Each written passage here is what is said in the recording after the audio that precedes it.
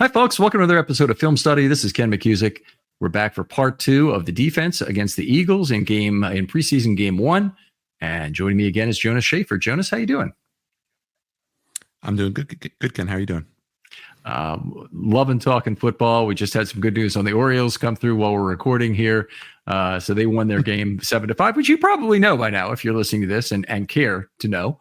But nice to beat Tampa a couple in a row, get back on their winning ways. Now we're going to talk about the Ravens and individually how they performed in this game on defense against the Eagles in the first preseason game. If you missed the first episode, please go back and take a listen. Some excellent points, some great discussion over the deployment order, some of the challenges the Ravens had with a very undermanned defensive front in terms of how they gave up a very successful rushing game without allowing very much in the way of obvious rushing statistical success. 3.8 yards per carry, long run of 9. You think that's a game you can win, but the Eagles actually ran the ball very well. All that's in the first episode. This episode, we're going to talk about individual players. Jonas, you're the guest. Why don't you start us off with a player you'd like to talk about? Let's go with I guess Josh Ross. I think I probably had the most notes on him, and frankly, a lot of them are bad. We talked in some detail in the first episode about the touchdown that was falsely attributed to Nate Wiggins' coverage when in fact it was Josh Ross who was screened. And then the next note I have for him was the sack for 0 yards, I think, in that first or second quarter. But then I have a note on him basically getting bamboozled on an RPO where he goes back to prevent the in-breaking route, like the kind of glance route or whatever it would have been, before he saw whether the Eagles quarterback McKee had even handed it off. And so he kind of does like a U-turn and then another U-turn, and it ends up being an Eagles 5-yard gain. He's demolished by a puller on a third quarter run that led to another good run for the Eagles. And then he had a chance to stop Lou Nichols in the gap on that third quarter touchdown, but just whiffed in tight space. So I think it's been a pretty disappointing camp for Josh Ross. It's always tough to evaluate these inside linebackers in camp because unless you're just getting dunked on by tight ends or getting run by running backs on wheel routes, you are pretty much anonymous. But I think it's been a little bit disappointing for him, and I don't think that this preseason game is going to help his stock at all when it comes to potentially being a guy who could maybe sneak onto the back end of this roster. Well, I'd have to agree with a lot of that. I mean, he certainly played a lot of snaps, 55 snaps in this game. He played for basically the first 3 quarters of the game, mostly with Simpson. Incredible that they would use Simpson that much in this game, but they did. I thought he had a mixed bag of notes versus the run. I thought mixed was actually better than some of the rest of the front seven. But I will say I had him for 4 notes where he was blocked or caught in the wash near the point of attack on Philly run wins. And there were so many of those in this game. I just said, I'm not laying out 5 notes for everybody on this particular type of thing. And there were some players who had, I'll get to, who had, a really bad night for it. But Ross was a guy who he did have some good plays as well. But you mentioned the one, it was a bad one, but I think it was more a good play for Grant Calcaterra, the tight end, to set a pick on Ross on Shipley's touchdown than it was really a bad play for Ross. Ross was a little late. That was his primary crime on that play. But otherwise, I thought he played okay. He was picked up on the blitz a couple times. One of the times he was picked up on the blitz was the time we talked earlier that he almost was the sacrificial inside rusher when Pepe got his 10-yard sack. So that was a good one as well. And then he had it's essentially a sack. It was a run for one by Pickett. That it's a world of difference between a 0-yard sack, which goes in your sack column and changes a whole bunch of things about the way you look at things and, yards per pass play that the other team is getting and whatnot, or however you want to look at it. And then, or at a 1-yard run, but essentially that's just a sack plus one. He gave up on that, or he scored on that one. I had him as a 0 grade for the game. What that means for me is that it didn't change. Nothing about this game really changed my opinion on where Ross sits in the depth chart.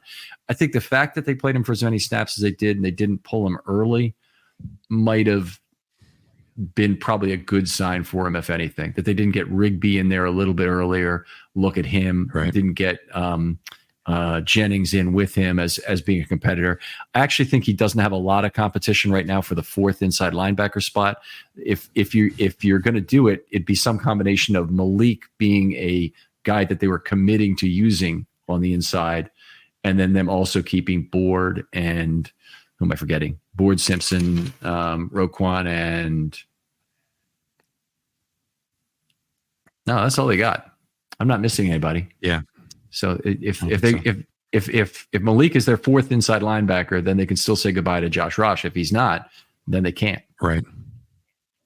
Yeah, I feel like that they know what they have in Malik, and that versatility would probably go a long way in keeping someone that they feel like could contribute more meaningfully than Josh Ross this season. But we've still got 2 preseason games to go. I don't want to write him off prematurely. Right. I'll pick another inside linebacker, and we'll just stay in the same position group when we can here. Rigby had an interesting game.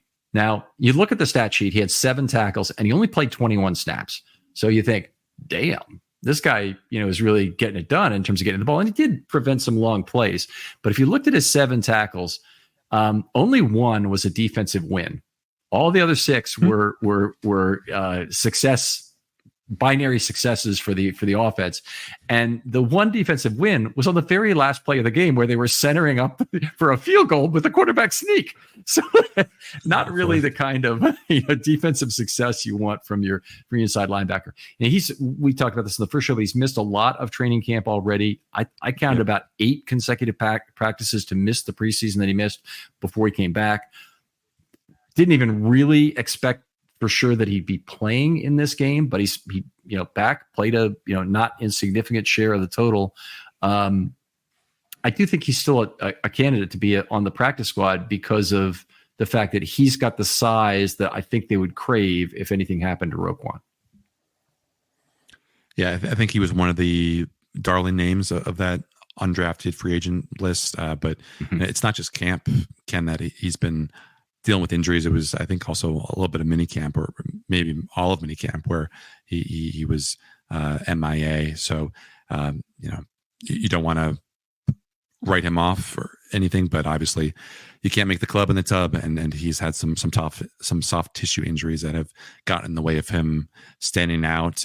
Obviously, the Ravens probably would have liked to have had him get a couple more practice reps underneath his belt before throwing him out there to the degree that they did. But as we've kind of talked about in the first pod, they didn't have a whole lot of options in terms of depth, and at a certain point, these guys are signed to play pro football. So you got to, if you're capable and ready, then you got to line up and play some pro football.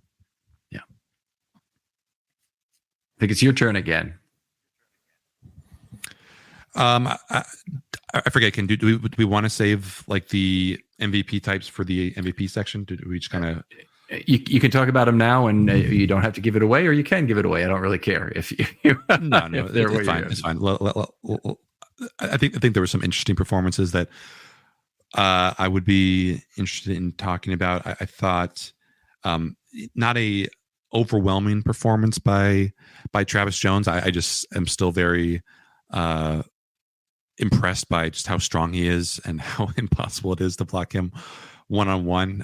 There were a couple times where he did get shoved a little bit out of the club when the Eagles hit those combination blocks where he's double teamed and bumped over a gap or half a gap, and obviously that's something that he's got to improve on if he wants to overtake Mike Pierce as the top nose tackle on this team. But there was one play I think where he kind of just worked his way through a guard or a center on a pass rush rep like it was nothing. Like he was just, a high school, lineman trying to block him. And I believe he had said, I wasn't there for this press conference, but I think he said that one of the moves that he's trying to work on in camp is the, Reggie White hump move, where you just kind of, it's maybe you can do a better job explaining it than I can, but you just kind of use your momentum to throw off a guy essentially, and have a very, very direct path to the quarterback, and you have to be a very, very special brand of strong and technically sound, and I think speedy as well to kind of throw off a guy who's blocking for you like that. But there was a third and long where it seemed like he tried it and it kind of sort of worked, and he was able to either get close or get an actual pressure. And I was like, oh, that's interesting. That's new. Obviously, the Eagles, I think, really only threw out one starter in that game, Tyler Steen. So this is, not a representative level of quality that he'll be going up against when the bullets start flying in week 1. But I'm always just delighted to see him be a bully, because that was, I think, what stood out. Was it last year or 2 years ago where he had that preseason game on the road where he just kind of took over for a series and was basically unblockable? Last year, he was unbelievable in the first preseason game, also against the Eagles. And it's pretty. Okay. I think it's pretty high quality stuff. I mean, you look at the way the Eagles pushed the Ravens around in this game on the ground, and then they won the battle up front like nobody's business. As we don't need to rehash that whole thing. I'll just say two things about this. One is, I don't grade guys who aren't on the fringe of the roster. So a player like Jones, fantastic that he played, great that he played well, doesn't mean a damn thing to me in terms of right. judging the fringe of the roster. So I'm not going to have more to say about him specifically than that, other than to say the last time he's at the podium corroborated some things I've heard about him from Brent Urban. I can just say we see big guys at the podium almost every day. We've seen Michael Pierce there this year, and he's a big guy and a big round guy. And we've seen Brent Urban there, who is a tall and very thick guy as well. In fact, I think it was the defensive line coach, I think it was Weaver, who used to say, the two of you together are a perfect 10. And you guys can figure out who the 1 and the 0 are. It was a really mean thing to say, but Melissa Kim was the one who told me about that. I thought it was a great line. Yeah, she told me that as well. But the other thing that Urban said, which is really, this is unique to Travis Jones, is that when he stunts, you want to basically hit the shoulder of a guy who's a gap and a half over, if you want to think of it that way, because you're in between a gap, you cross the face of a lineman, then you hit a lineman who you might be crossing the face of a center and hitting the shoulder of the guard, and you want to throw the play completely off and set a pick, or even you just set yourself up for a good underneath move. He always has to go into that contact with two arms. He said the one guy I've seen who can go into it with one arm is Travis Jones. The only guy I've seen do that. And Michael Pierce doesn't do that.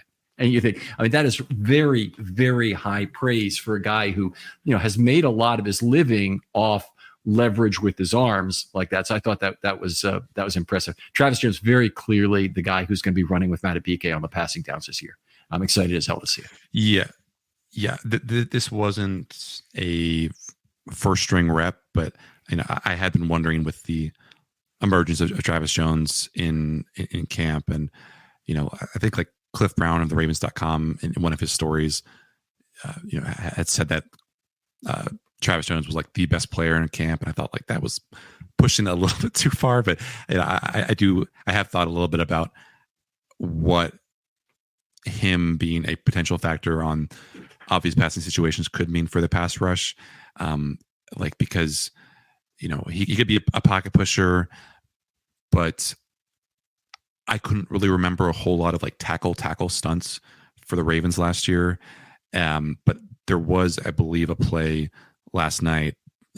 Maybe it was like, with Sanat or Walthour or one of the guys inside, where it is a tackle stunt, and it wasn't executed super well, but it did kind of give me the idea of, could we see Travis Jones, lined up as the as the one tech or the nose tech on the weak side or the strong side, and then obviously you have Madubuike on the other side as the 3 tech, and Travis Jones is just kind of throwing himself across the line of scrimmage diagonally, and then having Madubuike be the looper, and just getting that half body position on whoever is trying to pick him up, from that mess. Could that be something that we see from the Ravens this year? Because I think Michael Pierce was a pretty good pass rusher last year, especially over the first half of the season. But it seemed to me, from my recollection, was just a lot of him, trying to bowl people over. And I wonder if we will see maybe some more creativity with Travis Jones. I think he's doesn't have the kind of dancing bear feet that maybe would make something like that easier to execute. But the fact that the Ravens tried a tackle stunt did lead me to believe that maybe we could see some more creativity there on the inside, as a potential change up for how the Ravens want to approach their pass rush this year. It is much more common to see tackle and stunts, and people even they have their own classification as TE stunts, but I'll say, or TE twists. But one of the reasons why you're more likely to see a tackle and stunt is because the ends are your quicker over guys. And you're limited usually in terms of the under guys and who could be really successful. And those guys are some of the highest paid, best players in the entire NFL. They're guys highly sought after to get interior pass rushers. And oftentimes, what that guy will do for you is the underneath player often gets the better opportunity out of it, but he needs to have a good exploiter, and the end exploiting it can actually set up the under guy better, because it really forces a very quick reaction from that half man player to leave a Travis Jones, for example, or an Aaron Donald, or any number of other great defensive pass rushers you can name, free to get off that half man. Tim Jernigan in Ravens history was a great one. Pernell McPhee, a great one in terms of beating those kind of making those kind of underneath moves and making them pay once a player got peeled off. Yeah, there was always. I think one of the things that has stuck with me from watching Derek Wolfe tape, and that's probably a name that you didn't expect me to bring up on that tape. That's a good one. Was just how incredible his synergy was with Von Miller in Denver on those end tackle stunts, and they were so good at basically always giving themselves a chance to get a pressure. And I'm sure a lot of Derek Wolfe can probably owe a good deal of his bank account to Von Miller, because those guys work so well together, and Von Miller's quickness and his strength and unselfishness, I guess, as well, really helped Derek Wolfe become that guy who was able to get 5, 6, 7 sack seasons. Mm-hmm. All right, let me move on to another player here. I will go with Josh Tapu. Do I have that correct? It's Tapu. 53 snaps gives you an idea of just how significantly he was stretched. I'm going to send you to my article to look at all the notes I have on the guy, but really had an exceptional night. I believe he drew a holding call. That may have been Sanat. Pancaked the right guard Hennessy a couple of times, really had his way with him on a 3-play series over the course of about 12 seconds in the fourth quarter. It was tremendously successful in terms of getting some push. Was one of the better players in playing the run. In fact, I don't have a bunch of really big negative notes for him on the run plays. He's doubled a lot, and there are some of those for sure. But it's not like some of the other guys who are getting beaten by a tight end or blocked by somebody one-on-one a lot of times. So anyway, a fine night for him. Did have a lot of frustrating double teams. He's one of the guys, though, the Eagles had to use 2 bodies on. They were pretty successful at it, but I thought his success in the pass game, and also had some nice moves. A little corkscrew move he went to, if you want to look at Q4 327 specifically, goes to one knee. Now, normally that's a move you try when you're getting double teamed. You go to one knee, you reduce your surface area on your shoulder facing the second lineman, and you force them to give up and climb, basically, because they think that the other lineman has it. Then you get right up off that knee. Did it to Hennessy directly, and looked very good to stop Milton. Came right off him for a stop for a 1-yard gain. So, it was a big night for him. I thought, he doesn't necessarily fit into the Ravens' plans at all, being a 30-year-old outside of the Big Five. He may or may not actually last on the Ravens practice squad for even a week or two if he goes there. The NFL is short on defensive linemen. They'll look for big bodies, and a guy who's had some good tape now in camp, or for the preseason, is going to be one of the guys that the teams look for. Yeah, I didn't have nowhere near as many notes as you can. I had good work versus a double team on a third quarter run, and then a big bull rush to get a pressure and I guess draw a sack to start the fourth quarter. So good work for him. Obviously, the Ravens definitely needed some help up the middle after that shaky first half, and I think he really stabilized things, especially after halftime. Okay. All right, who's your next guy? Let's go with. I guess we can talk about not a guy who's in any jeopardy of being on the outs of this roster, but Brody had an interesting game. He had a good push on the first drive that led to an incompletion as a pass rusher. I think on the next run play, so maybe one play later, 2 plays later, he got kind of caved in on a double team and just completely worked on an inside run. On another play in the second quarter, he gets a little bit too far upfield and gets kind of ushered out of his gap. That leads to a nice Eagles run. But then he showed a nice rip move against the right guard to force Pickett to leave the pocket in the second quarter. So I know that, the pass rush arsenal has been a focus of his. I think we have seen that show some dividends in, especially in minicamp, early part of training camp. I know that's obviously a focus of his, considering we haven't really seen a whole lot of sacks for him. I think it's probably no more than 1 or 2 over his first few seasons each season. But it was a little bit hit or miss in terms of his contributions to the run game, and maybe him being a little bit over eager and perhaps a little bit overconfident against some of these second and third string, Eagles linemen, that he would be able to handle them just by virtue of being a guy who, is a established veteran in this league, and maybe just got a little bit over skis on some of these run plays. I definitely have him for a number of notes, like a lot of these front 7 guys, in terms of really front 6 guys, honestly, in terms of being blocked on run plays.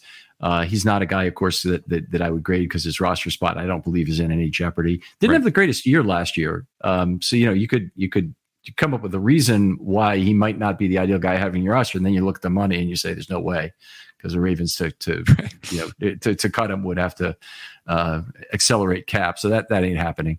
But he's he's a player that the Ravens really need to work out. They need to get quality snaps out of him, because he's going to have roughly a 1/6 maybe of their total defensive line snaps for the year if he stays healthy. He'll be a little bit less than an average guy in terms of the percentage of snaps he takes, but it will be important, and he'll be on the field a lot. He has to play good complementary football. If they start getting behind in games at any point this year, like they really were not last year, he becomes more significant, because you've got to get more base defense snaps out of your crew of 5, and you definitely have to start spreading it to more players when you do that. So Broderick is a guy I think that the Ravens need to get something out of. I remember, because you were the one who told me he'd been signed. I learned the news late, as often happens, that he'd been signed that day. And I remember how excited I was, because he was really the first, after Travis Jones, to be brought back for the 2024 season. And then it turns out they managed to get the entire gang back together. Right. Yeah. My memory was that his season had turned around a little bit after that benching in week 11 against the Bengals, where he was a healthy scratch. And maybe your grades will disagree, but it looks like it's still a pretty steady rollout of like below 60 grades on PFF for the overall defensive grade. So I don't know if I was just having the more romantic version of how he finished last year, but the PFF grades do not support a kind of turning of the corner. But he's always going to be a guy who's just obsessed with working out, obsessed with trying to give himself edges. Obviously, he's a guy who was a 5th round selection. I don't think anyone probably realistically expected him to be the kind of presence that he was in 2022, when I thought he had a really nice season. But the Ravens, like you said, that they need him to get back to above water, because that they can't have him be a guy who's liable to get washed out on these double teams and all this stuff, especially considering some of the teams that have given him trouble, like the Steelers. I always think about him being at his lowest moment in that game against the Steelers in 2022, when the Ravens just could not stop that Pittsburgh run game, and he was just completely distraught in the locker room afterward. I will say one thing about the PFF grades on the interior defensive line in particular. PFF has changed their standard for missed tackles. If you go in there and you order all of the players on all defensive linemen in terms of missed tackle rates or tackling grades, that's probably the better one to do it. You're going to see a whole bunch of red and orange and almost nobody who's in the green among the entire group of interior defensive line, very small group that actually makes it into a grade well over 60 in that area. And it's because their tackling standard has become tougher, and they still have a trailing tackling standard where they're looking back at a time when they did it differently, and they're grading it against that. So they're awarding more missed tackles now. And now we look back at a period where they had less missed tackles and they go, well, this guy sucks. Now, 2023 must be a terrible tackling year because everybody sucks, kind of thing. Well, no, it's just you change your standard, and that makes it more difficult for them to do things. They'll build into that, and I've seen other things come up with this with various PFF statistics before. When they change their standard, they end up with an entire position group looking bad simultaneously. So you got to look at it kind of relatively, and it may be that last year, a 52 tackling grade wouldn't be that bad. It'd be kind of normal.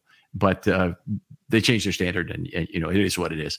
I by the way, PFF is fantastic in terms of what have they given us in terms of relativity. I think it's just that being a conscientious consumer of that information is probably pretty important as you go into it. Question things, ask questions. PFF is very happy to answer those, and every team has a PFF guy who is like a liaison to the fan base, who will basically answer those questions for you. So they're very open about their methodology too, which is something I've always appreciated about the group. Yeah, all right, and some guys. I mean, I think fans will take for granted that a player's PFF score is a reflection of their ability and their responsibilities. And, I think people look at Marlon Humphrey having, I don't have his grade in front of me, but I imagine last year was probably in the low 60s. And then, to me, that didn't really match up with what I had remembered watching. And so I did a, big analysis on the EVA training camp, just kind of looking at his 2023. And I came away a lot more impressed. He did not look like a low 60s guy on PFF, but obviously, how they weight certain things, how they measure certain things. It's understandable why he would have been, underperforming, I guess, in certain respects. But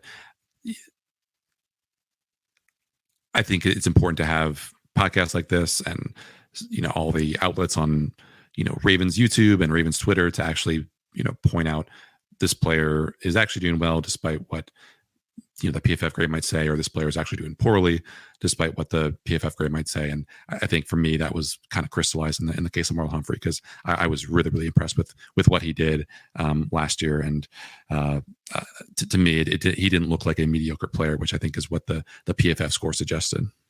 Well, it's great to see Marlon Humphrey in camp this year, because you mentioned, I think you mentioned that Cliff said that Travis Jones is the best player in camp. There's no doubt in my mind Marlon Humphrey has stood head and shoulders above every player in camp. I mean, he's been outrageously good. Either side of the ball. I agree. I think he was my top player for the first week of camp, and he probably would have been, my colleague Gianna Hahn's top player as well for the second week if we did repeat names. He's just been, when he has been targeted, he's made plays on the ball. He's gotten picks, and but those plays are fewer and further between, because I think quarterbacks, especially Lamar, have basically given up throwing his direction, because he's been locked down. I think for so much of camp. Well, it's a good thing that they can go into 2025, I hope, with a healthy Humphrey and a more clear decision about what they have on the roster and how they can move forward, whether that means Wiggins is a good player or where he is in his developmental track.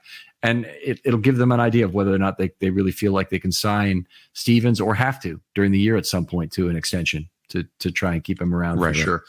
But either way, they have decisions to make at corner. Yeah, I think probably the thing, we shouldn't make this the Marlon Humphrey podcast, but I think probably the most important takeaway from me, not just the productivity, but the interceptions, and obviously some of that has been Lamar missing, some of that has been Josh Johnson missing. You don't want to make too big a deal about it, but I think just the foot speed that we've seen with him, running down the sideline with these quite fast group of Ravens wide receivers has been really heartening. I know folks like Mike Preston have been pretty outspoken for a couple of years now about how he doesn't think that Marlon has the speed to make it as an outside cornerback in the league anymore. And I can certainly see why that viewpoint would have been, proffered. But I feel like the way that he's been able to run in this camp with the lighter weight on his frame, it really supports to me the notion that he could play just about anywhere in this defense and be really, really successful. Yeah, I agree. And I think, we could be seeing a time maybe as early as 2024 where Humphrey and Hamilton could literally switch positions on a down by down basis. Now, the Ravens really want Humphrey for outside corner, but if you ever had a year where you had, more than you needed an outside corner and you wanted to make sure that you maintain Hamilton's flexibility to back or front, Humphrey has shown so much more in this camp. Speed, I'm all for it. Physicality, I want to see it continue, but it's not the 9.5 value of his game. The thing that has been remarkable in his game has been finding the football this year is at a higher level than ever has been before. He's finding the football in the air quickly. Yeah. All right. So I don't remember whose turn it is here. Who put the last player and we talked about, and let's move on here. We got another. Was it Travis? Was it Travis Jones or was it Brady? I put Brady for. You said Brady. I said Tepo before that. So I'll go with another lineman here. I want to talk about CJ Ravenel because I thought he's been impressive. Played. He's basically a 5-tech. He's a 6'5", 292 guy. He's really built in the mold more of a Brent Urban in terms of not quite as big, or a Zach Sealer maybe in terms of his approximate height and weight. He's a rookie. Walther is a rookie. And to put this in the perspective, Sanat and Tupou are both older players, 6th and 7th year respectively, I believe. And the Ravens obviously are highly incented if they can find a gem between either Ravenel or Walther to be their guy. Ravenel is the guy who really played well in this game, in my opinion. They played him on the outside. They played him effectively as an uncovered end in this game, and he had a lot of positive notes in my game. I won't bore you by going through all of them, but he also had less times where he was blocked effectively on plays. There were some. I'm not saying there were none, but he did a great job. He shared a sack with Walther at one point, and what else did he do? He contained Pickett on a designed RL1. Again, that almost is as good as a sack there. He built Toth for a pressure. That's the center to force a punt. So he's in there on some drive ending plays. He had a quarterback hit by beating Kennard that was negated by that illegal contact penalty on Matthew, that was probably the play that lost the Ravens the game, frankly, but it certainly wasn't his fault. And he made up he did miss a tackle in the backfield, but like I said before, there's missed tackles and missed tackles. Bo Braid cleaned it up for RL -1 with one of the most scary looking undercuts I've ever seen of another player. Oh yeah. Late in that game. So Ravenel, a great game. And he's a really interesting guy, probably a top of the practice squad guy, but I think he could really help the Ravens. I hope they can keep him. Yeah, I just ventured over to his Twitter page, and I don't know if Missouri Western football had a watch party, practice, a watch party or whatever. But I retweeted it on my Twitter feed. But it looked like they had the entire team watching the game, and after the sack that he had to close out the first half, the social media guy for Missouri Western football whipped out the camera and filmed everyone hooting and hollering to celebrate that sack. So he's got a nice support system. But yeah, like we talked about him during the first podcast about just the strength profile and the size, and John Harbaugh's been impressed by him, and obviously not tremendous production coming out of college. I think it was like 3 sacks or something. Mm-hmm. But 6'5", 295-ish. I think you can definitely do a lot of things with him in terms of where you want to line him up, and he's definitely when matched up against some of the some of the weaker in terms of physical strength tight ends and wide receivers inside who've had to block him. I think he's definitely put them through hell, because he is a very imposing guy, and hasn't always translated to productivity as a pass rusher in training camp. But I think against the run, he's been pretty stout. All right, your turn. Who do you got? I guess we could talk about Bo Braid since you just brought him up. We haven't really had a occasion to talk about him a lot during OTAs or minicamp or training camp. I think he's made a little bit more waves recently, but this is probably his best performance as a Raven. He obviously almost kind of scooped that fumble back onto the field of play on the punt coverage. He had a nice hit coming in from the safety depth in the fourth quarter. He did have a missed tackle that I think I mentioned earlier that ended up not being hugely consequential, but it would have been, a nice 1 or 2 or 3 yard gain that ended up getting extended by a couple more yards. And then he came back a few plays later, and I think he got that. I believe it was a tackle for a loss, or maybe just a 0 yard play where he takes advantage of the running back who's kind of on on thin ice in terms of like how he's walking because he's just broken free from that tackle. I guess it was Ravenel. I think Ken, you said, and he just kind of undercuts him and just kind of decleats him. So he was a heat-seeking missile in a way that was encouraging to me to see a guy who was playing with the kind of clarity that he wasn't really having a whole lot of hesitation about where he wanted to go.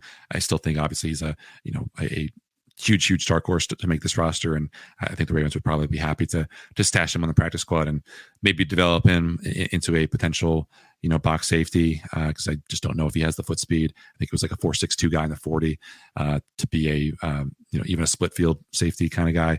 But it was good to see him do his thing, especially with like the entire Maryland football team there, kind of rooting him on. Yeah, that's a great point. I kind of forgotten that they had the interview with Loxley on the side there, but that was a great moment. One thing that often gets lost when you're talking about players and the kind of game they've had is what penalties they've drawn. He actually drew a holding call on the left guard Gates. Gates was actually pulling further to the left, caught Braid on the outside. For some reason, decided to tackle him and was flagged for holding on a play, and negated what would have been their longest run of the day. They had a 13-yard run on that play. That came back for holding. When the other team is gaining 4 yards every single play, one of the really nice ways that the defense can get off the field is just get a holding call in there. And it's otherwise it's very hard to stop a highly efficient machine like the Eagles were against the Ravens in this game. But the holding calls really helped out the several times they occurred. Anyway, I'm in agreement with you. I don't think it's going to be easy for him to make the roster. I think he's a practice squad guy, and I would probably agree that he's a box safety. Now, it's very difficult to develop instincts at the NFL level for the first time. I'm not saying it never happens, but I think it's much more likely to happen with a corner converted to safety than a mediocre, hard-hitting college strong safety turning into a good back end safety in the NFL. I'd say that's much more rare. Anyway, I'm not confident in that either, but Braid is a guy like Sanusi Kane who could help the team on special teams, who could be a hitter and definitely a dime possibility. I find one thing with safeties is a lot of their coverage skills are very portable. So when they move up and they're playing the first line of quarters defense, so the first line of cover 3, they're much better at understanding what that play looks like behind them than most inside linebackers are, for example. Yeah, that's a good point. All right, let me move on here because we got to go a little quicker. I want to get to one guy who we haven't talked about yet, who's a front 7 guy, and that's Joe Evans. So Joe Evans, some people know his story and some people don't. Went to Iowa, 5th in. Every year, data breaches are on the rise. In 2022, the number of victims shot up nearly 41.5% from the previous year. And your personal information is at risk. With hundreds of commercial databases ready to be hacked, and that number of victims, it keeps going up each year. Plus, the U.S. has another big data privacy problem, the people search sites. You guys have all seen these. These are websites that create detailed personal profiles on millions of Americans and then publish them online for anyone to see. Your address, your phone number, even family details are just a click away. But there's a way to protect yourself. Meet Incogni. Incogni reaches out to data brokers on your behalf, requests the removal of your personal data, and handles any objections they may have. This means less stress for you and more peace of mind. With Incogni, You can safeguard your information from cyber criminals who steal social security numbers and other sensitive personal data to commit identity theft. Imagine the relief of knowing that your personal data is no longer easy prey for hackers. Incogni also protects you from data brokers selling your information to companies to target vulnerable and disadvantaged groups, exposing you to even more discrimination. These lists with titles like Tough Start, Young Single Parents, Rural, and Barely Making It can harm you both online and offline. Don't let your personal data fall into the wrong hands. Take control with Incogni today. Visit incogni.com/film study and safeguard your privacy now. It's time to reclaim your digital security. That's Incogni/film study. INCOGNI.com/film study. Incogni, your shield in a digital world. Big Ten history in sacks. That's the big line on Joe Evans. Comes to the NFL with extremely short arms for an edge rusher in particular. He's small in general. He's about 252, which is a little bit on the small side. You could get by with that if you're built like Zadarius Smith is, say. But he's not, and he's not a long guy. He's a 30 and change inch arms guy, which puts him right in there with the shortest arm defensive tackles you'll ever find on an NFL field. He had a lot of trouble in this particular game. And I don't like to beat on players too much, but I will say this. I had 7 notes, which was about the most of plays where he was recorded on a blocked play near the point of attack. The Eagles are actually running at him, at his side a lot. And one of the things that kept happening on 5 of those 7 plays was he was blocked by the tight end one-on-one. That's a big no-no, and it's a big length concern for Evans. So it's something that, as an outside linebacker, he's got to find a way to clean that up. Hand fighting, violence of his hands is probably the only way he gets that done. The things he did in college at Iowa that got him the gaudy sack total he had, he's going to have to do more at the NFL level and take his hand fighting to a different level in order to be successful there. But anyway, very long outing for him. The Ravens, I think, are grateful for the fact that he could take that many snaps in a game like this where they're very shorthanded. That said, I don't really think he improved his chance on making the roster here, which would have been a dark horse situation anyway. Practice squad, I guess he's still a possibility, probably still kind of an outside shot. Yeah, I mean, I guess you want to give him the benefit of the doubt and say that some of the bad reps that I have that I have noted down here for him were potentially just him kind of sucking wind and not being ready to go for the 60 plus snaps that he did. It would have been nice to have him in a bit more of a rotation, but like you said, that there was a play where he lost the edge in the third quarter, went for about 7 yards, and then I think probably the most egregious example of him not being able to kind of anchor and hold the point of attack was, I believe he just kind of gets washed out, and I think in fact pancaked by a tight end on that outside shotgun handoff in the fourth quarter that went for another really nice gain. So he did have a pressure that I think he got to pick it at about the same time that Brent Urban in that second quarter, where I think he was just a speed rush off of the right tackle and kind of dipped his shoulder, was able to, bend the edge pretty well. And that was impressive. And I think he stood out more to other people in training camp than he has to me. I tend to not focus as intently on some of the third string action when that gets going, but I think he has made some waves with the people who are keeping track of just how the third string defensive line is doing, how the third string outside linebackers are doing. But this is not a game that is probably going on his highlight reel as his agent makes his case for the 53 for the practice squad. Right, there you go. You're up. I guess we can talk about Davius Robinson. I didn't have a whole lot of notes on him. I did kind of come away from this game, thinking or wondering maybe if his best use in pass rushing downs is not as a edge rusher, but as the classic line up a big, strong outside linebacker over the 3 tech and just see if he can knock back the guard or have that quickness advantage over the guard and out leverage him that way. That there was a kind of ugly speed rush that he had in this game where he just gets washed way too far upfield and just like, what are you doing, Tavius? Like, you should know that, your best chance is kind of working speed to power or maybe just, working inside. He had an athletic club move to win on a run play against the left tackle in the first quarter that stood out to me. I still think he looks good moving in space. It's always, I think, a bit of a surprise to people to go back and look at his combine testing and realize he was a sub 4.7 guy in the 40, because you think of him more as a kind of plodding presence. But I think an overall solid game for him. Obviously, his roster spot is not in any doubt just because of the state of that outside linebacker group in general, and I still think he could be a guy who gets a couple sacks this year, maybe a couple more than that.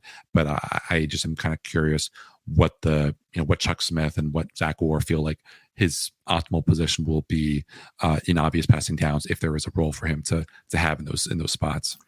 Right. I guess I could ask it as a question, or I could just state it. In the interest of time, I'm just going to state it. I don't think there's a place for a rush nickel with having 3 good interior defensive line pass rushers. The Ravens are in, they've got a horn of plenty, a embarrassment of riches in terms of what they have in terms of interior pass rush. I don't think they're looking to create that. Even if Isaac works out, and if Ajabo comes back and he's playing well, and they have Van Noy and they have Owe, I mean, they may find a way to get a third guy on the field, but they've got their 3 interior guys are too damn good. And they bring too much to the table in terms of different body types and how they can use them in the pass rush, I think, for them to take them off the field. So I think they'll find a way to have 2 of those 3, and we'll see actually very little rush nickel this year, would be my prediction, barring injury. Of course, if injury occurs, that's all off the table, and we could see just about anything if that were to happen. Right. Yeah, that's totally fair. All right, I'll do one more just because I want to talk about one defensive back at least. How about Bump Cooper, who I thought had a very fine game in this one. He's one of the guys I looked at, but had a pressure where he forced McKee to roll right, threw the ball out of bounds. He had tight coverage of Harris in the end zone on the big play, knocked it away cleanly. The ball was out of there so quickly. I was like, did he catch it? Because I didn't see the ball, from my seat anyway. I didn't see the ball go away from the receiver, but he slapped it away pretty hard. A bunch of other good plays where he was there in coverage. The ball, he didn't have to tip the ball because the ball was overthrown by means of his presence. He had step-for-step coverage of Harris, for example, with about 4 minutes left in the game. That it was close to the right sideline. It was only a few yards past the line of scrimmage, but the ball was overthrown because of that. And just a very fine game for a player who's, I think, had a solid camp. I don't think he's received a lot of attention because of largely playing with the 3s. But he's a guy I think who could fit certainly on the practice squad for the Ravens.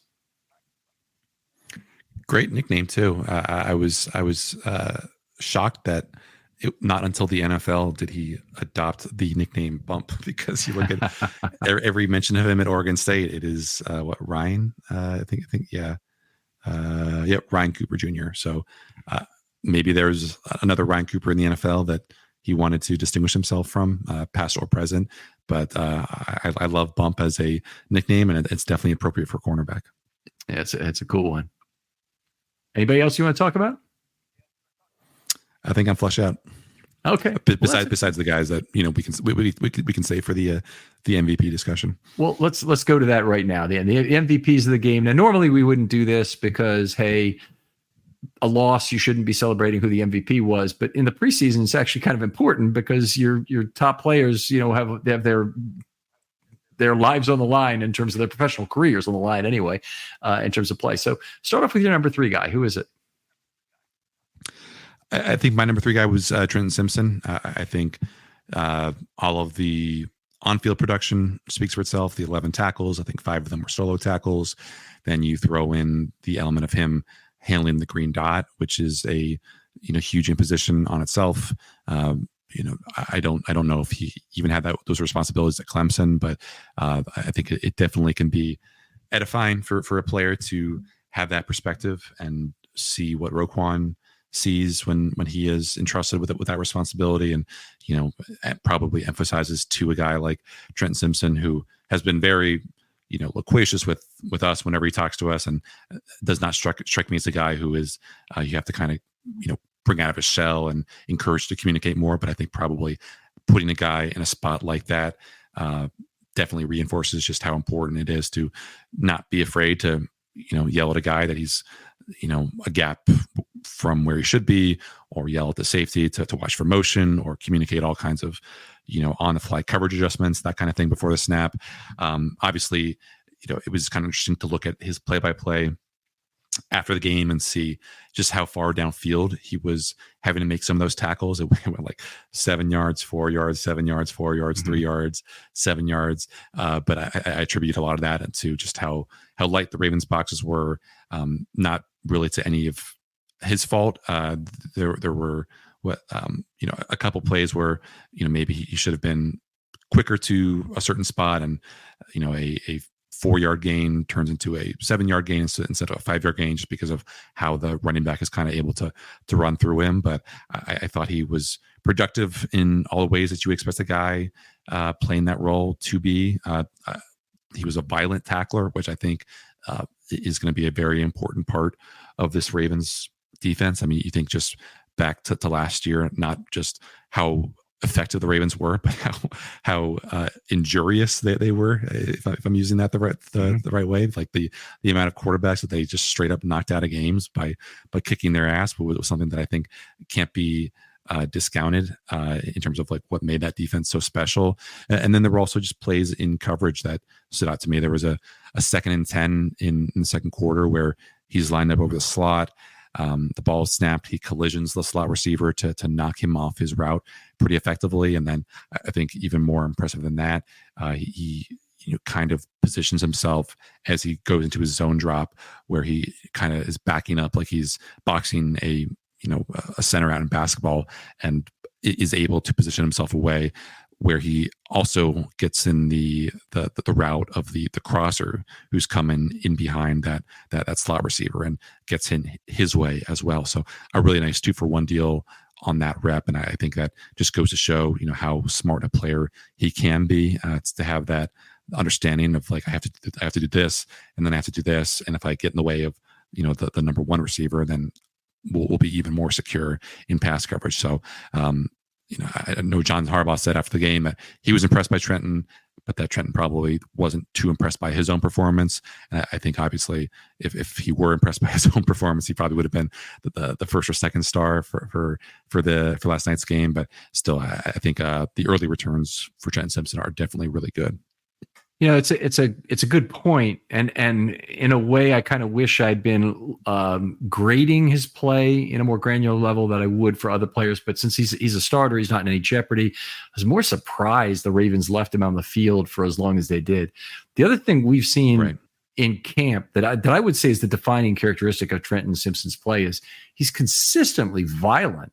I mean, the guy he's way more physical than anybody else on the field. There's a whole bunch of things you're not supposed to do when you're playing against your own teammates and take care of them. You're not supposed to push them down from behind. That's a big one. He's done that. You're not supposed to tackle him in a non-tackling practice, which is even when you're in pads, you don't really tackle. But he does that.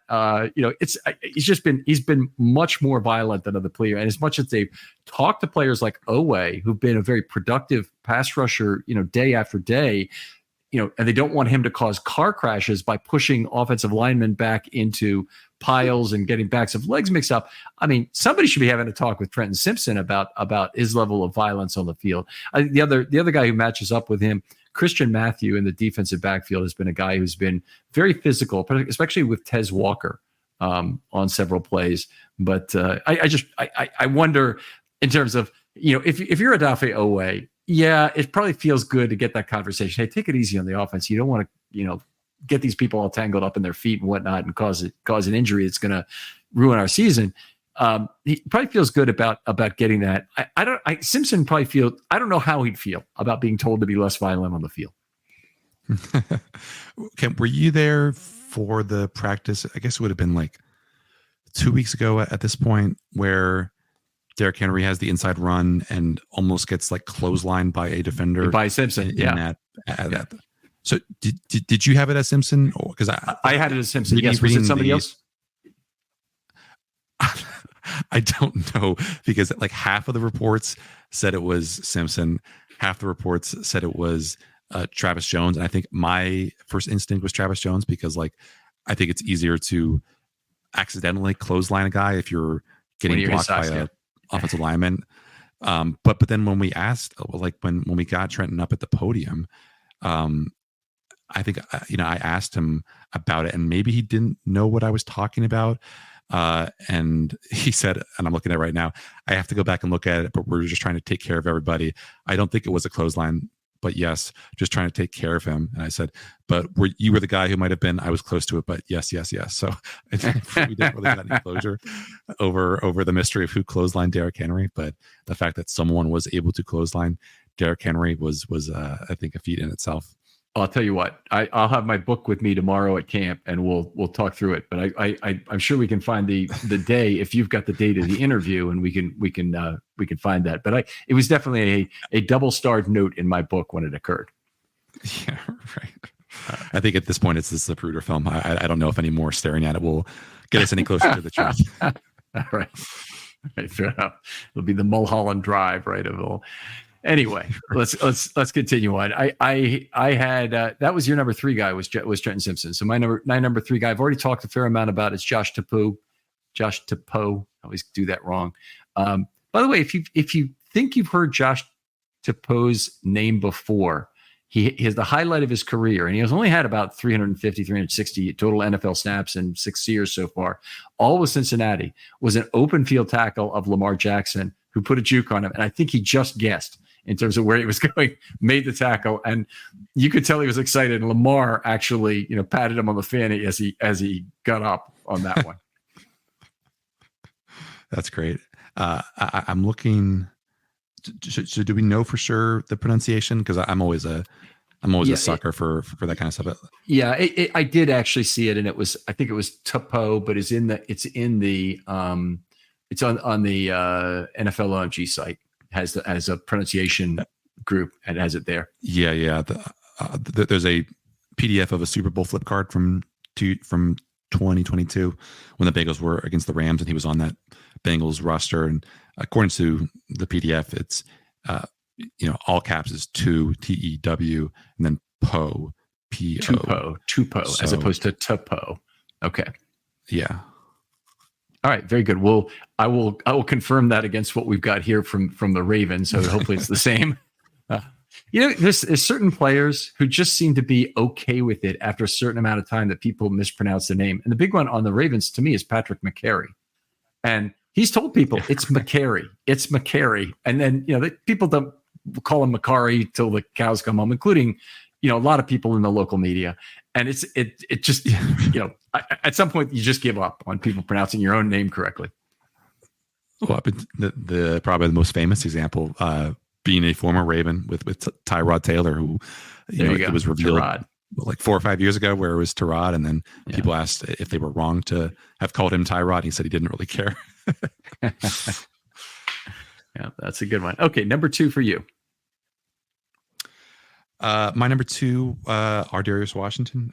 We talked about him a good bit in that first podcast, but I guess rather than kind of rehash all the good stuff that he did, if you were to kind of put a $1 bet on who gets more snaps in week 1, Ardarius or Eddie Jackson, or maybe who gets more snaps, like as a deep, I don't know, like I guess just more snaps is the cleaner version of this. Like I think I was guilty of assuming that safety battle was kind of wrapped up in terms of how the Ravens would go about replacing Geno Stone after they signed Eddie Jackson. But, again, you kind of run the risk of ignoring the ability of Eddie Jackson when you do these training camp battle trackers. And, is the fact that Ardarius Washington is making plays on the ball a good thing while Eddie Jackson is not? Is that a demerit for Eddie Jackson, or is he in fact just like in the right place at the right times, that the quarterback is just totally ignoring his side of the field? and so it has been tough for me to divine exactly how the Ravens might feel about, the way to replace Geno Stone. Is it going to be one player? Is it going to be in the aggregate? Is it going to be, how do they kind of make sense of this, Ardarius Washington, Kyle Hamilton, Eddie Jackson, Frankenstein that they have going on here? Yeah. All right. Let me say there's a lot of ways the Ravens can solve their slot corner position. I actually think Ardarius Washington is probably the best bet to be the passing down slot corner for the Ravens for this year. Now, for that to be a significant factor, and you're saying in week one, that changes the betting dynamic here a little bit, because they could get behind the Chiefs, and if that's the case, then it's going to be Kyle Hamilton a lot in the slot, and I think it's more likely it's Eddie Jackson on the back end rather than Ardarius. If you want a slightly better tackler, I'd probably still give the nod to Eddie Jackson over Ardarius coming from the back end. At this point, Eddie Jackson, not a great tackler in his career. Ardarius Washington, smallish for the position, certainly. You would not. You'd go the other way? No, I was agreeing with you that Eddie Jackson is, in fact, not a good tackler and has been for quite a long time. Yeah. So, and Ardarius, smallish for the position. But anyway, if you're thinking about who could take a lot of snaps, if the Ravens were to get ahead of the Chiefs in that game, and it ends up being a game where Mahomes has to throw the ball a lot, and they're in a lot of obvious passing situations from trailing, then I think you could see Ardarius in that slot passing down role that Millette had last year, fairly consistently in a game like that with Hamilton back on the back end.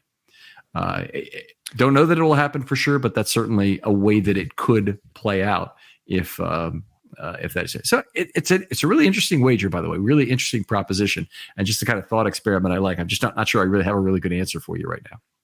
Yeah, and I think if it were any other team, it would probably be a better barometer of where this roster battle stands. But because Andy Reid is so creative with those screens, and who is better against screens in the NFL than Kyle Hamilton, because the Chiefs have, one of the best tight ends in the NFL still in Travis Kelce. And gosh, I would feel so much more comfortable with, Kyle Hamilton matching up against Travis Kelce, despite how last year's game went.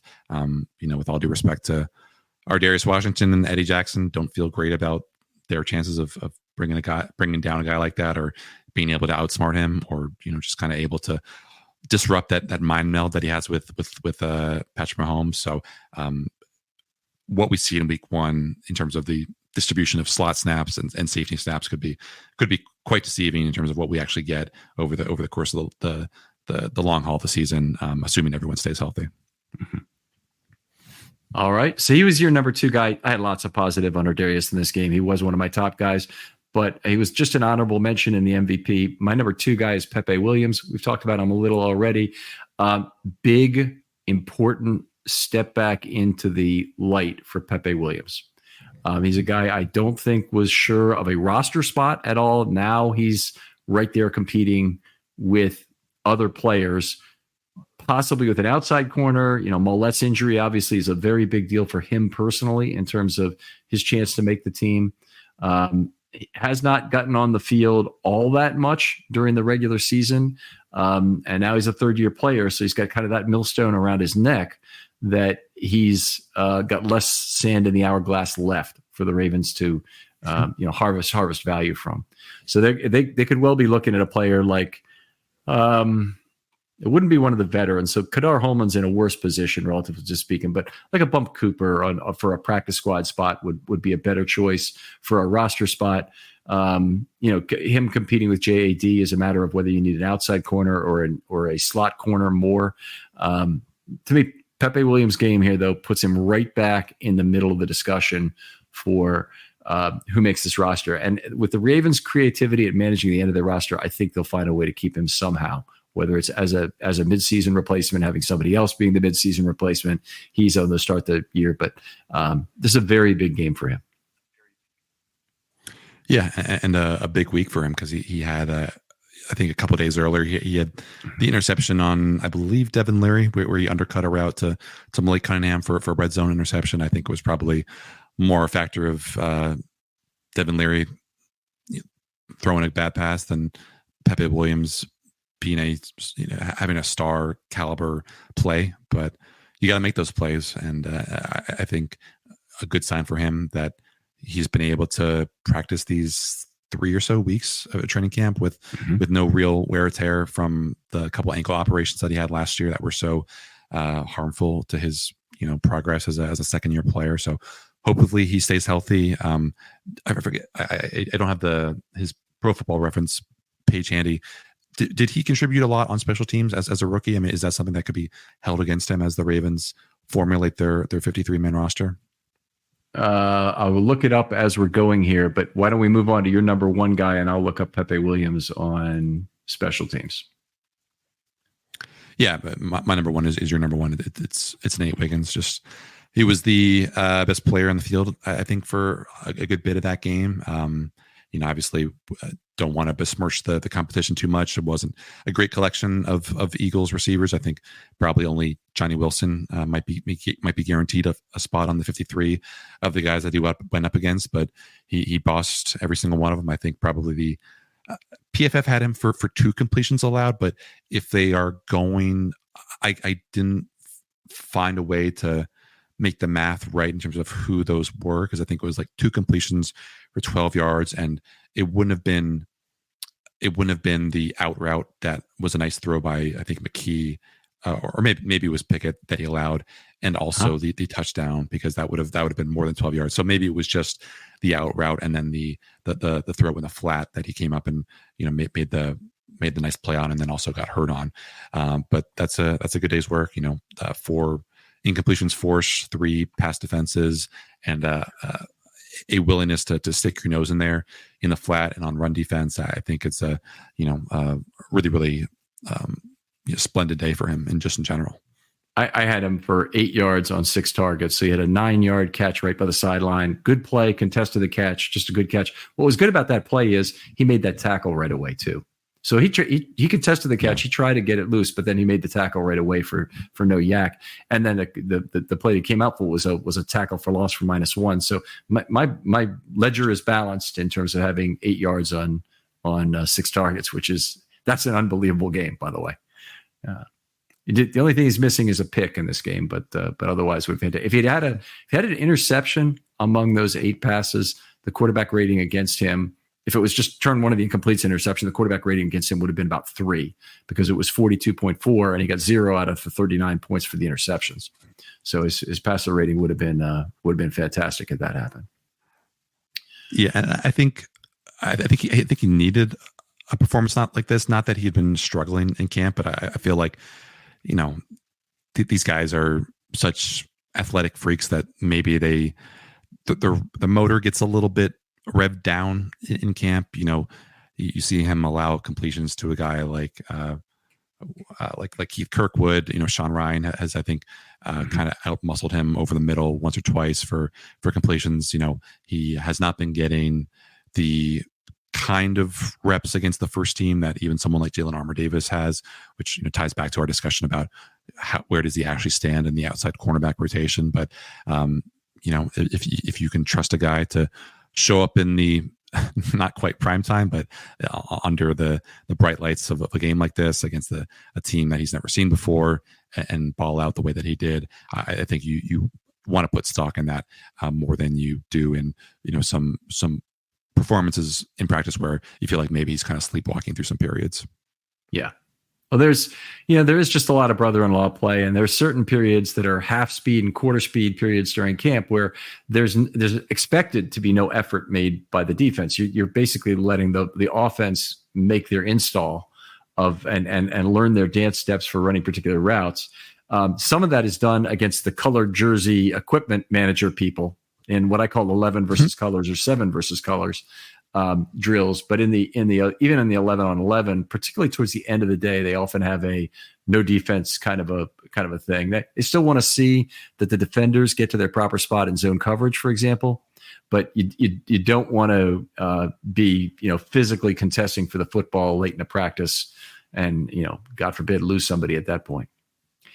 I do have the information on Devarian Williams here. So in 2022, he played 134 total special team snaps according to PFF, and he played on 3 teams. He'd have 2 kick return snaps and 1 punt coverage snap, but basically wasn't involved in those units. He had kick coverage for 73 snaps, so he's a major guy on kickoffs. Punt return snaps of 31. I'm sure that's mostly as a jammer, and field goal block snaps of 27. So he'd be an outside guy on those. But it's there's really 5 units, 6 if you include the field goal kicking team, that people can play on that are of linebacker or defensive back size. And the more you can play on them, the better. And if you're Malik Harrison, you play on every single one. And if you're otherwise shaped, you play on what ones that your body type actually fits for. Yeah, don't want to make this a dynamic kickoff podcast segment, but it was interesting to me just kind of scrubbing through some of the film today that I think both the Ravens and the Eagles had the same technique point on the kickoff returns, where they had a double team basically right up the middle on, like, I guess if you want to call it the A gap of the dynamic kickoff. That was the teaching point that both the Ravens and the Eagles had, and I think it kind of worked because I believe both the one successful Ravens kickoff and the one successful Eagles kickoff both came right down the pike there. So obviously it was interesting to me that they didn't just do one-on-one blocking across the board, but they forewent some of those matchups just to actually look for double teams. And I don't think we'll be seeing Pepe Williams as the guy in the middle of that particular maelstrom anytime soon, because you want bigger, stronger bodies in the middle of those kickoffs. But it was kind of curious and interesting to me that even though I'm sure both the Ravens and the Eagles were holding their cards back a little bit, not showing their cards much, that the techniques or the fundamentals on some of those returns were pretty much identical in terms of like what you want to emphasize or what you want to see up the middle. We got to get out of here, but I want to just tell one little story before this. Harbaugh, after the game, asked about how the offensive line performed. Well, overall it seemed like pass blocking was good, but I really need to look at the tape. To me, a guy who watches a lot of offensive line play, you need to do that. You need to build it within the framework. I never feel comfortable giving my opinions on offensive line without looking at the tape on how did I feel about that offensive line play? It's too easy to get whipsawed. But with Harbaugh on talking about the kickoff, he goes, well, somebody asked him, might have been you, Jonas, about what was that long return, the one long return that the Eagles had. And he goes, oh, geez, yeah, our L3 guy didn't squeeze in on that. You can tell, Harbaugh's coming from a special teams background. He sees that play like it's like he's watching the All-22 probably from his sideline position. He's so good at that. Watching that play live and then also the All-22, I think the Eagles got away with a slight push in the back. I forget exactly who got pushed. It was, one of those plays where it happens in a blink and you're not sure whether the guy is getting pushed on the side or pushed in the back. But to me, there was the slightest of pushes in the back, and that kind of opened up the gap that led to the Eagles bringing that out to the 36-yard line or wherever it happened. So maybe the referees are in preseason form too, and in a regular season game where the NFL has their best crews out there, then that is a play that's coming back to the 15-yard line. But to me, if I'm John Harbaugh, I'm not feeling as bad about that play as perhaps I would have, watching it from a kind of obscured spot along the sideline. All right. Jonas, always great talking football with you. Look forward to seeing you again at camp tomorrow and for the rest of the week at least. Tell folks where they can talk football with you online or read your work. Yeah, the BaltimoreBanner.com. Subscription ranges, I believe, is $1 for 6 months. So that will take you through the course of the season. And you can follow me on Twitter at Jonas_Schaefer and send me an email if you need to at jonas.schaefer@thebaltimorebanner.com. All right, Jonas, one of the really fun people to watch practice with, and he's the most reliable guy I'm aware of to fill in any holes I have in my book of plays. So if you can always ask Jonas, is like to say, who was the coverage on that player? And one thing about Jonas, if you haven't ever met him in person, he's a very tall guy. We don't always talk about this, and I know he doesn't like to be teased about too much, but 6'5", 6'6", I'm guessing, right, Jonas? Roughly? Yep, 6'6". Okay. And he never has that problem of being on the sidelines and having people in their way to the same degree that people who are a little shorter, and there are a fair number of those in the Ravens media. Anyway, I'm very bothered by sight lines. I try and get a hill because I was very very specific and needy about my sight line, and Jonas is in that nice position where he always almost captures what goes on in a play. Yeah, other folks out it's a blessing and a curse. Because the Ravens' new press box, where I don't know how much grousing you'll see on Twitter this year about it again, but the Ravens, obviously with their stadium renovations, kicked us out of the long-standing place of the press box, which was basically center view. That is now the location of the fancy new Blackwing suites. We're a little bit to the right of that now. And the sight lines for the press box are, we got kicked to the corner, and the sight lines for the press box are not great, especially if you're not on the first row. But as part of the new redesign, there are TVs now in spots that weren't there at the old press box, and I think twice or three times during the course of Friday night's game, I stood up from my seat on the press box and hit my head on one of the corners of the TV. So I think that's going to be something that I'm going to have to deal with as an occupational hazard. And obviously it's something that no one else in that press box besides maybe Chad Steele, the Ravens PR chief and a former D1 basketball player, really has to worry about. That is a good story, and frankly, that is prime real estate that the press box was taking up before. It made all kinds of sense for the Ravens to revenueize that, to monetize that spot, which I know is unfortunate. The one I was concerned about is these additional seats on the field that they put. I thought that was going to create a effectively wave of people standing up. But very fortunately, they didn't put them on behind the benches, so there's none in front of my section, so it doesn't create that problem. We still have occasional problems with people, basically in the aisles who are getting excited, moving around and kind of blocking the sight lines. But I'll tell you, it's a far cry from being in the corner, and I'm sorry in a relative sense for the folks who got their press box position marginalized by this. I hope there's nobody who got truly marginalized in like a corner where you have a piece of the field blocked off. Is there anybody who's in that position? I think those seats will probably be going to visiting media and bad, like the less prestigious visiting media. I think I believe Jerry Sandusky, obviously the legendary voice of the Ravens, was not too keen on getting a new spot for his radio perch. I believe the only person, the only booth for the Ravens media that was not moved around was the national TV booth, because obviously you're not going to mess with that prize position. So when the Tony Romos of the world come through, they're still going to be calling the game from the exact same spot as they were before. But to your point, Ken, about the field level seats, I was sitting next to Jeff Zrebeck and Jameson Hensley at Friday's game. And I think it was Jeff who got a text from someone who was sitting on those field level seats, and the sightlines were not great. I mean, of course not. Obviously, if they're right on field level, if you're a regular person trying to watch a game behind a group of guys who are between 6 foot and 6'6", you're probably better off, in the club level watching the game on TV. So, I guess buyer beware if you have that kind of cash to splash around, because it did not look like a particularly appealing place to watch a game from. I mean, we've known that for years. The front rows of the stadium are not nearly as good as the first raised row. Row 19, the lower deck. That's where the great seats begin, and they've now changed their pricing mechanism so that the seats closer to the field are actually more expensive. And I figured out why they had to do it. They had to do it because they were selling these new on-field seats, and they had to pretend like those seats were great. So they charge a ton for those. They just charge the highest other price is right behind you here. But they had to do that where they would have been giving away the notion that those seats were really not that fantastic.